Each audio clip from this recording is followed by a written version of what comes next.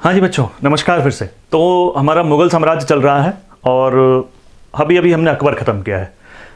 अब अकबर के 3 बेटे थे। एक का नाम था दानियाल, एक का नाम था मुराद और एक का नाम था शेखू, जो उसका सबसे बड़ा बेटा था। हालांकि तीनों ही बेटों को शराब की बहुत बुरी आदत थी कि शराब पीते थे वो। शराब ठीक है, थोड़ी बहुत पीना ठीक है, बट वो इतना शराब पीते थे कि भाई सुबह शाम तक पीते थे। तो 2 बेटे जो थे, दानियाल और मुराद, वो मर जाते हैं, अकबर के सामने ही मर जाते हैं दारू पी के। बड़ा बेटा जहांगीर, जो शराबी तो था और इतना बड़ा शराबी था कि वो उसको बड़ा मज़ा आता था ये बताने में कि मैं शराबी हूँ। और इनफैक्ट वो अपने सिक्कों पर अपनी जो इमेज बनवाता है, वो हाथ में शराब का प्याला लिए हुए बैठे हुए हैं साहब और मज़े कर रहे हैं। जीवन का मज़ा लेने वाले व्यक्ति था। बहुत सारी अच्छी बातें हैं उसके बारे में बताएंगे, आगे डिस्कशन करेंगे। थोड़ा सा उसकी पर्सनल लाइफ के बारे में पहले डिस्कशन करते हैं कि जहांगीर की पर्सनल लाइफ क्या थी, क्योंकि वहाँ से क्वेश्चंस आ जाते हैं एग्जाम में। देखिए, जहांगीर की 4 बीवियाँ थीं। अगर अनारकली को हटाते तो अनारकली थी या नहीं, इंडिया का इतिहास ऐसा कुछ नहीं कहता है हमारे हमसे। एक इंग्लिश राइटर है, उसने ऐसा लिखा। खैर, तो जहांगीर के बारे में क्या कहानी है। जहांगीर की देखिए 4 बीवियाँ थीं। सबसे बड़ी जो बीवी थी उनका नाम था मानबाई। बड़ी से मतलब यहाँ ओहदे में पड़ी थी, जो पटरानी आप कह सकते हैं, उनका नाम था मानबाई। मानबाई के बाद जो सेकंड नंबर की बीवी थी उनका नाम था जगत गोसाई। जगत गोसाई। एक तीसरे नंबर की उनकी बीवी थी जिनका नाम था बेगम साहिब जमाल। बेगम साहिब ए जमाल। और एक जो उनकी सबसे प्रिय पत्नी बाद में बनी, जो वास्तव में उनकी शुरुआत में प्रेमिका भी थी, उनका नाम था नूरजहां। नूरजहां। क्या नाम था भाई उनका? नूरजहां। नूरजहां, जिनका कि असली नाम मेहरुनिसा भी था। कई बार एग्जाम में पूछा गया है क्वेश्चन, मेहरुनिसा। तो नूरजहां का असली नाम क्या था साहब? The real name of Nur Jahan was Mehrunnisa. देखिए, मानबाई का एक बेटा था जिसका नाम था खुसरो, जो सबसे बड़ा बेटा था और जो चाहता था मैं गद्दी पर बैठूं। कई लोग चाहते थे गद्दी पर बैठे, इसका नाम था खुसरो। जगत गोसाई का एक बेटा था जिसका नाम था खुर्रम। खुर्रम। ध्यान समझिएगा, मैं जो समझाने जा रहा हूं आपको, इसी के यही जो फ्लो चार्ट बनाऊंगा आपको एज इट इज उतारना है अपने कॉपी पर। बेगम साहिब जमाल का भी एक बेटा था, इनका नाम था शहरयार। नूरजहां, जो एक्चुअली एक विधवा थी, जिससे बाद में जहांगीर की शादी हुई। 2 कहानियां हैं इस बारे में। कुछ लोग कहते हैं कि नूरजहां से जहांगीर प्रेम किया करते थे, लेकिन अकबर ने इनकी शादी नहीं होने दी। तो जहांगीर जब गद्दी पर बैठे तो उसके बाद नूरजहां के पति को मरवा कर इन्होंने उससे शादी की। दूसरी कहानी यह है कि नूरजहां की शादी हो चुकी थी ऑलरेडी। जहांगीर एक दिन घूम रहे थे किले में और एक नवरोज़ के त्यौहार के दिन इन्होंने एक विधवा को देखा जो बहुत सुंदर थी, और सुंदर थी तो उनको अच्छी लगी। अब बादशाह आदमी है, जो अच्छा लगा वो लगा, शादी कर ली नूरजहां से। तो मुझे नूरजहां का एक बैकग्राउंड भी था, वो बैकग्राउंड आपको याद रखना है। नूरजहां, ये मैं नूरजहां के बारे में कुछ चीज़ें आपको बता रहा हूँ, ये नूरजहां की फैमिली के बारे में लिख रहा हूँ। नूरजहां के एक पति थे जिनका नाम शेर खान था, जो मर चुके हैं। शेर खान था। नूरजहां की एक बेटी भी हैं जो शेर खान से पैदा हुई थी। उनकी बेटी का नाम था Ladli Begum, if I am not wrong. Yes, it is Ladli Begum. अब देखिए, लाडली बेगम की शादी करा दी जाती है शहरयार के साथ। लाडली बेगम की शादी किसके साथ हो गई? शहरयार के साथ। आपको लग सकता है भाई बहन है। नो, दे आर नॉट भाई बहन। अब देखिए, लाडली बेगम के माँ बाप और शहरयार के माँ बाप दोनों अलग अलग हैं। ना माँ सेम है ना बाप सेम है, दोनों बिल्कुल अलग है। तो दिस इज अलाउड इन इस्लाम, और इसमें कुछ बुराई भी नहीं है। तो माँ बाप दोनों अलग हो जाते हैं। नूरजहां की एक माँ थी जिनका नाम था असमत बेगम। इनके बारे में भी क्वेश्चन आता है। असमत बेगम। असमत बेगम वो पहली महिला थी जिन्होंने गुलाब से इत्र बनाया था। क्या बनाया था? इन्होंने गुलाब से इत्र बनाने की विधि जो थी इसकी डिस्कवरी की थी। तो इनका नाम था असमत बेगम। नूरजहां के एक पिता थे जिनका नाम था गयास बेग। गयास बेग।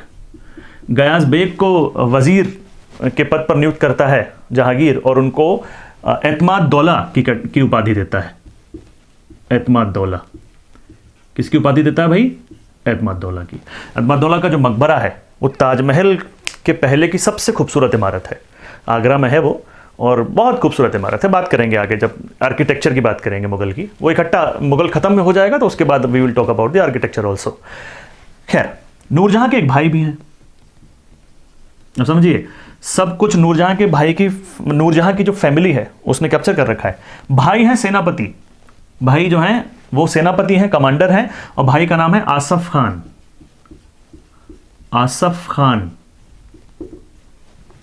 सेनापति हैं। अब एक एंगल आता है नया। भाई की आसफ खान की एक बेटी है। किसकी बेटी है? आसफ खान की, नूरजहां की नहीं, आसफ खान की बेटी है, जिसका नाम है अर्जुमंद, अर्जुमंद बानो बेगम। उसका नाम है अर्जुमंद बानो बेगम, जिसको हम बेहतर तरीके से मुमताज के नाम से जानते हैं। इस अर्जुमंद बानो बेगम की शादी हो जाएगी खुर्रम से, और खुर्रम को ही हम बेहतर तरीके से शाहजहां के नाम से जानते हैं। अब ये खुर्रम बनता है शाहजहां।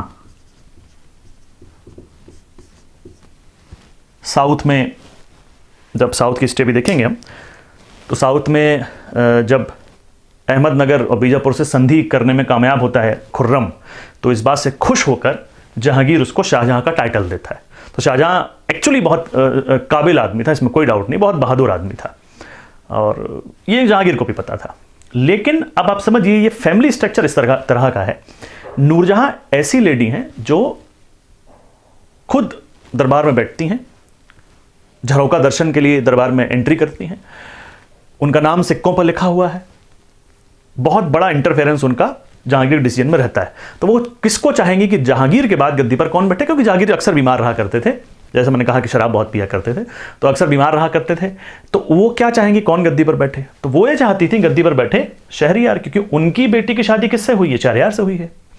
जो सेनापति साहब हैं आसफ खान, जो एक्चुअली नूरजहां के भाई हैं, अब उनकी बेटी की शादी हुई है खुर्रम से, तो वो चाहते थे खुर्रम गद्दी पर बैठे। वो कहते थे नहीं, अब ये ज्यादा लायक है। सबसे बड़ा बेटा था खुसरो, वो कहता था मैं ज्यादा लायक हूं यार, मैं सबसे बड़ा बेटा हूं, मुझे कोई पूछ ही नहीं रहा। तो इस बात से नाराज होकर खुसरो जो है वो रिवोल्ट कर देता, विद्रोह कर देता है। मानबाई पहले ही सुसाइड कर चुकी थी, क्योंकि वो बहुत परेशान थी इस बात से कि जहांगीर बहुत शराब पीता था। इस बात से परेशान होकर मानबाई सुसाइड कर चुकी थी। खुसरो रिवोल्ट कर देता है, और रिवोल्ट करने के बाद सिखों के जो 5वें गुरु थे जिनका नाम था अर्जुन देव, वो इनको सपोर्ट करते हैं। इस रिवोल्ट को दबाया जाता है, खुसरो को गिरफ्तार करके लाया जाता है और उनको अंधा करवा दिया जाता है। ये चीज़ इतिहास में हमको कहीं और नहीं मिलती। हाँ, हम जब हर्रेक डायनेस्टी हमने पढ़ी थी एंशिएंट हिस्ट्री में, तो वहाँ हमको ये चीज़ देखने को मिली थी कि बेटे ने बाप को मारा। ये 2-3 जगह हमको देखने को मिला, लेकिन बाप ने बेटे के अगेंस्ट में कुछ इस प्रकार का कदम उठाया, ये हमको कहीं और इतिहास में मिलता नहीं, ना इससे पहले मिला ना इसके बाद मिला। तो जहांगीर ने खुसरो को अंधा करवा दिया। बाद में शाहजहां, जो एक्चुअली खुर्रम था, उसने एक हत्यारे को हायर किया और खुसरो की हत्या करवा दी। जो गुरु अर्जुन देव जो थे, जिन्होंने खुसरो की हेल्प की थी, उनको बोला गया कि भाई आपको इतनी पेनल्टी देनी पड़ेगी, क्योंकि आपने एक विद्रोही हमारे बेटे की मदद की थी। तो गुरु अर्जुन देव ने वो पेनल्टी देने से मना कर दिया। जब उन्होंने मना किया तो उनको फांसी पर लटका दिया गया। इस सब एग्जाम में कहानी आती हैं, थोड़ा ध्यान रखिएगा इनको। उनको जब लटका दिया गया फांसी पर, बेचारे वो मर गए। अब इसकी बारी थी।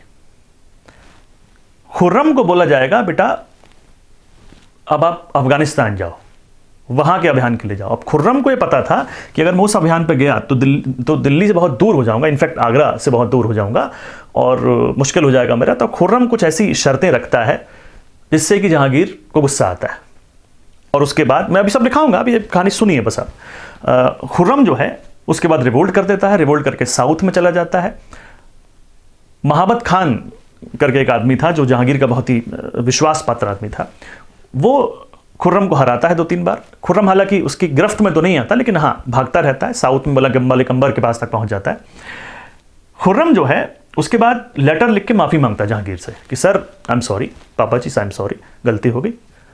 पापा जी को पता था कि मेरा सबसे बहादुर बेटा यही है। पापा जी ने यहाँ समझदारी दिखाई, पापा ने उसको माफ़ कर दिया, दोबारा से खुर्रम को लेकर आया। तो खुर्रम का रिवोल्ट हुआ, उससे पहले खुसरो का रिवोल्ट हुआ, उसके बाद महाबत खान जो मैंने अभी आपको नाम बताया उसका रिवोल्ट भी होगा, क्योंकि जब वो शाहजहां वापस आ जाएगा तो उस महावत खान ने बार बार हराया इसको 2-3 बार, तो अब वो रिवोल्ट करके चला जाएगा, खैर उसको भी भगा दिया जाएगा उसके बाद में। तो दिस इज द स्मॉल एक फ्लो चार्ट है, इसको आप फटाफट नोट कर लीजिए, फिर आगे की बातें करेंगे हम लोग, ठीक है।